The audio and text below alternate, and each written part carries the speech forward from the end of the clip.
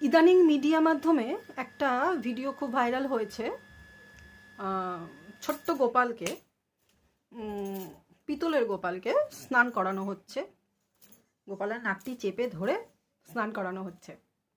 যিনি এটা করছেন তিনি হয়তো তার আবেগটা ভীষণভাবে দেখানোর জন্যে, উনি গোপালকে কতটা কেয়ার করেন, ভালোবাসেন সেটা দেখানোর জন্যেই উনি হয়তো ভিডিওটা তুলেছেন, তুলে নিয়ে সবার সাথে শেয়ার করেছেন। সেটা সম্পূর্ণ তার নিজস্ব একটা আবেগঘন মুহূর্ত। একদিক দিয়ে ভালো লাগলো কি, আবেগ তো আমাদের সমাজ থেকে চুকে বুকেই গেছে। মানুষ এখন বেশিরভাগ ক্ষেত্রে মেটেরিয়াল লাইফ নিয়েই বেশি ব্যস্ত। কার কটা বাড়ি আছে, কার কটা গাড়ি আছে, কে কত টাকা ইনকাম করলো, কার বাড়ি ভাঙাচোরা, কার বাড়ি সাতমহলা, এইসব নিয়েই মানুষ বেশি আলোচনা সমালোচনা করতে ভালোবাসে, কিংবা সেই সব জিনিসই দেখতে বেশি ভালোবাসে। আবেগঘন মুহূর্ত দেখার মানুষ খুব কমই আছে। আমাদের সমাজে সেসব মানুষের সংখ্যা অনেকটাই কমে এসছে। সেই ক্ষেত্রে ভালো লাগলো যে মেয়েটি এই ভিডিওটি শেয়ার করেছে, তার মধ্যে আবেগ আছে, সেই আবেগ ঘন মুহূর্তটাই সে শেয়ার করেছে। এবার আবেগ ঘন মুহূর্ত শেয়ার করলে মিডিয়া মাধ্যমে যে সবসময় আবেগ ঘন মুহূর্ত দেখার মতনই মানুষ থাকবে তার তো কোনো অর্থ নেই। অনেকে বাস্তববাদী, অনেকে সমালোচক, তারা ভিউ বাড়ানোর কথা ভেবে অনেক কথাই বলতে পারে, স্বাভাবিক। সবার মন মানসিকতা তো সেম নয়, তাই আলোচনা হচ্ছে, সমালোচনা হচ্ছে। তবে মেয়েটি ভিউ বাড়ানোর জন্যই করুক বা নিজের আবেগঘন মুহূর্ত শেয়ার করার জন্যই করুক, গোপালের মধ্যে যে প্রাণ আছে, পিতলের গোপালে যে প্রাণ আছে, সেটা যদি সে আবেগ দিয়ে বুঝতে পারে, তাহলে বুঝতে হবে আবেগটা এখনো আমাদের সমাজ থেকে কেটে যায়নি।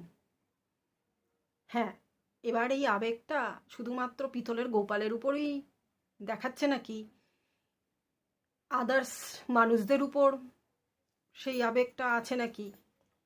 আমাদের বাড়িতে তো অনেকেরই ছোট ছোট বাচ্চা আছে, সেই ছোট ছোট বাচ্চাদের আমরা কতটা আদর করি, লালন পালন করি, কতটা ভালোবাসি, সেটাও একটা ফ্যাক্টর।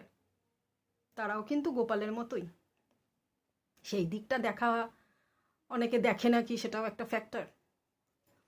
আমাদের ছোটবেলায় আমরা দেখতাম যারা গোপালকে পুজো করতেন তারা কোথাও বেড়াতে গেলে গোপালকে অন্য কারোর হাতে সঁপে দিয়ে যেতেন, যে আমার গোপালকে তুমি একটু দেখে রেখো, আমি কদিনের জন্য বেড়াতে যাচ্ছি, একটু খাবার দাবার দিও 4 বেলা 5 বেলা, আমি এসে আবার নিয়ে নেব। পরে ঘুরে ঠুরে এসে গোপালকে তারা নিয়ে নিতেন, গোপালকে তারা বাড়ির মধ্যেই রেখে দিতেন। নিজের সন্তান, স্নেহে যাকে ভালোবাসো, তাকে ওখানে ফেলে কেউ বাইরে বেড়াতে যেতে পারে? নিশ্চয়ই না। তারা নিজেদের সন্তানকে নিয়েই হয়তো ঘুরতে বেড়াতে যেতে পারতেন, আর গোপালকে রেখে যেতেন কারোর দায়িত্বে। এমনও শুনেছি যে গোপাল নাকি সেই জন্যে অনেক রকম তাণ্ডব বাঁধাতো যাদের বাড়িতে তিনি থাকতেন, মানে এতটাই তার মধ্যে প্রাণ প্রতিষ্ঠা হয়ে থাকতো। জ্যান্ত গোপালদের যেভাবে ভালোবাসা হয়, যেভাবে রাখা হয়, শাসন করা হয়, শিক্ষা দিয়ে তৈরি করা হয়, পিতলের গোপালকে তো আর সেরমভাবে আদর যত্ন করা সম্ভব নয়। আমরা প্রাণ প্রতিষ্ঠা করে দিই, কিন্তু তিনি তো প্রস্তর হয়েই আছেন। তাহলে পড়ে রইল কি? আবেগ। ওই আবেগটাই সব কিছু।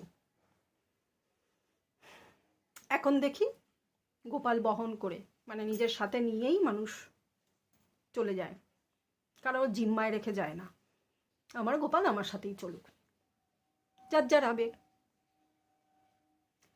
তা নিজের আবেগ নিজেদের কাছে যেমন যত্ন করে রেখে দিয়েছেন, ঠিক তেমনিভাবেই মিডিয়া মাধ্যমে যখন আপনারা সেগুলো দেখাবেন, বা যে মেয়েটা দেখিয়েছে তাকে যেন সেইভাবে প্রস্তুত থাকতে হয় যে আমার আবেগটা নিয়ে অনেকে অনেক রকম আলোচনা সমালোচনাও করতে পারবে, মনটা যেন খারাপ না হয়ে যায়।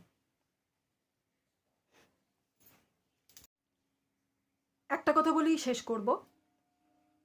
বিশ্বাসে মিলায় বস্তু, তর্কে বহুদূর। আলোচনা সমালোচনা মিডিয়া মাধ্যমে সবসময় লেগেই থাকবে। তবে কিছু কিছু বিষয় আমরা যখন অন্তর দিয়ে ভাবি, তখন খানিকটা অন্তরাত্মা দিয়ে ভাবাই ভালো। বাস্তবতাটা একটা সাইডেই থাক। ব্লগ কেমন লাগছে অবশ্যই অবশ্যই জানিও বন্ধুরা। আর যদি ভালো লাগে একটা লাইক, শেয়ার, সাবস্ক্রাইব করতে ভুলো না। সবাই খুব ভালো থেকো, সুস্থ থেকো।